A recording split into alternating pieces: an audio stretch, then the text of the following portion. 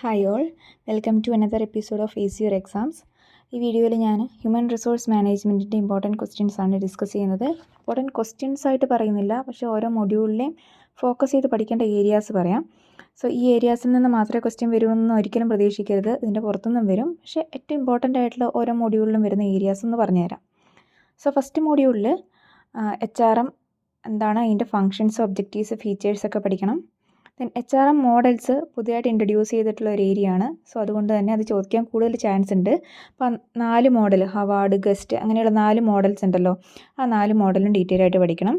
Then skills four HR പ്രൊഫഷണൽസിന് വേണ്ട skills എന്തൊക്കെയാണ്, ഇതാണ് ഫസ്റ്റ് മൊഡ്യൂളിൽ നമ്മളൊന്ന് ഫോക്കസ് ചെയ്ത് പഠിക്കേണ്ട ഏരിയ.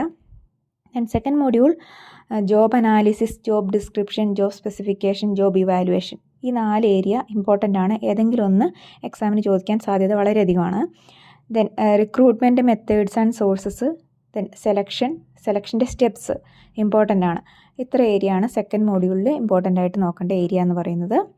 ദെൻ നമ്മൾ തേർഡ് മൊഡ്യൂളിലോട്ട് വരുമ്പോൾ ട്രെയിനിങ്ങിൽ തന്നെ ഓൺ ദ ജോബ് ട്രെയിനിങ്ങും ഓഫ് ദ ജോബ് ട്രെയിനിങ്ങും ഏതാണെന്ന് നോക്കണം. Then EDP, MDP, executive development പ്രോഗ്രാമും അതുപോലെ തന്നെ മാനേജ്മെൻറ്റ് ഡെവലപ്മെൻറ്റ് പ്രോഗ്രാം ഒന്ന് ഫോക്കസ് ചെയ്ത് പഠിക്കേണ്ട ഏരിയയാണ്. ദെൻ ലാസ്റ്റ് മൊഡ്യൂൾ നോക്കുമ്പം employee engagement, compensation management important area ആണ്. ദെൻ സെപ്പറേഷൻ എന്നുള്ള ഏരിയ ഒന്ന് ഡീറ്റെയിൽ ആയിട്ട് പഠിക്കണം. ഏതൊക്കെ മോഡ്സ് ഓഫ് സെപ്പറേഷനാണുള്ളത്, ലൈക്ക് ടെർമിനേഷൻ, റെസിഗ്നേഷൻ, റിട്ടയർമെൻറ്റിൽ തന്നെ പല രീതിയിലുള്ള റിട്ടയർമെൻറ്റ്സ് ഉണ്ട്. സോ അത് ഇമ്പോർട്ടൻ്റ് ആയിട്ടുള്ള ഏരിയ ആണ്. ദെൻ ലാസ്റ്റ് ഒരു ഏരിയ എന്ന് പറയുന്നത് ഹ്യൂമൻ റിസോഴ്സ് ഇൻഫർമേഷൻ സിസ്റ്റം ആണ്. നോർമലി എപ്പോഴും ചോദിച്ച് കാണുന്നതാണ്, എന്താണ് human resource information system. So ഇത്ര ഏരിയ ആണ് ഫോക്കസ് ചെയ്ത് പഠിക്കേണ്ട ഏരിയ എന്ന് പറയുന്നത്.